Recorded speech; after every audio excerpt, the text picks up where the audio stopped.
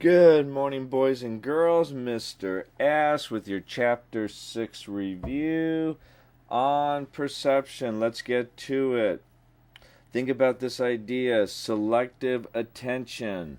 We can only pay attention to so many things at one time, the sensory input. And what we find is because of that, visual capture, when there are choices, vision tends to dominate. In that, there's a term that I've used in class or talked about. It's called the cocktail party effect. And this is the idea where you're overhearing somebody else's conversation as somebody is talking to you and you can't hear a word they're saying. You can't hear it, you just don't pay attention to it because you're eavesdropping. So, that's there. When we talk about senses, one of the things we also talked about was different types of blindness. Change blindness and inattentional blindness. Remember the example of the kids passing the ball in the gorilla? Think about that with inattentional blindness. We talked about the idea of gestalt. Think about Noam Chomsky, the doghouse, the floating puppies, the things that didn't make sense. Gestalt, organized whole, how the brain organizes this visual information. Remember the different detectors or means of gestalt that we use. Things, the principles, things like proximity, continuity, closure, those kinds of things. Then we talked about different types of cues, binocular and monocular. Remember that binocular cues, using both eyes, takes us from two-dimensional to three-dimensional, and the two cues that we use are convergence and retinal disparity. So know those two concepts, convergence and retinal disparity. Then we talked about monocular cues, one eye, that we use for judging distance, not depth, distance. And we talked about things like relative size. We talked about things like relative clarity, relative height. We talked about linear perspective. We talked about the phi phenomenon, blinking of lights, neon lights, Vegas. I didn't talk about it by the exact term, but we did see it when we watched the Calvin and Hobbes video in theory. The idea of stroboscopic movement.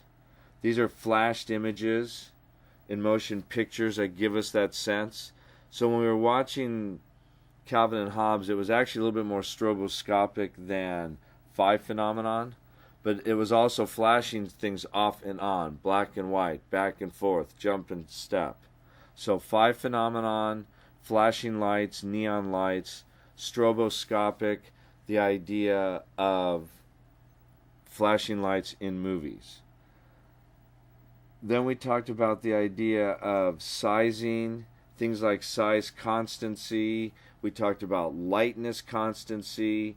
Then we talked about the idea of our ability to adapt, perceptual adaptation. Remember the displaced visual fields, the glasses that saw things to the left or upside down, or the goggles they put on the chicks. Know the idea of perceptual adaptation, which leads to our idea of our perceptual set, how we see the world, our view of it. Remember the argument, John Locke, Immanuel Kant, what's fixed, what's based on experience. Kant, fixed, inborn materials, knowledge, ability to see, sense, so forth. Locke, based on prior experience.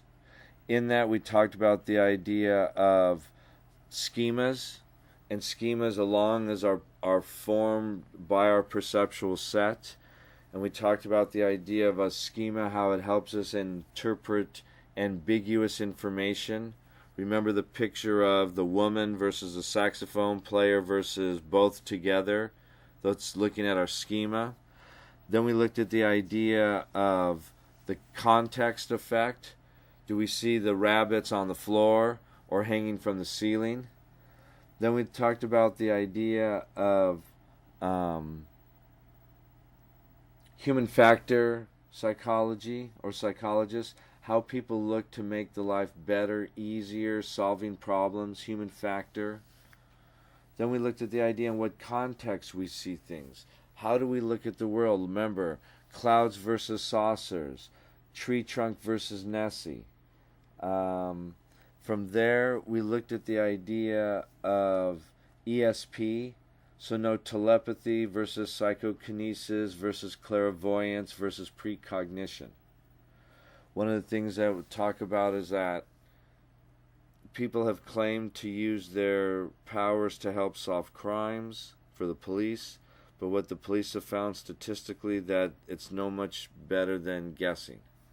And then finally, for your free response, look at two concepts and how they're very similar and argue for them. One, the moon or the sun.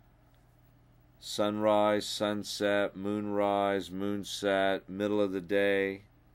And then secondly, buildings like, Gateway Arch, St. Louis, examples in the book. So look at those two things. That's it. Study hard. See you later.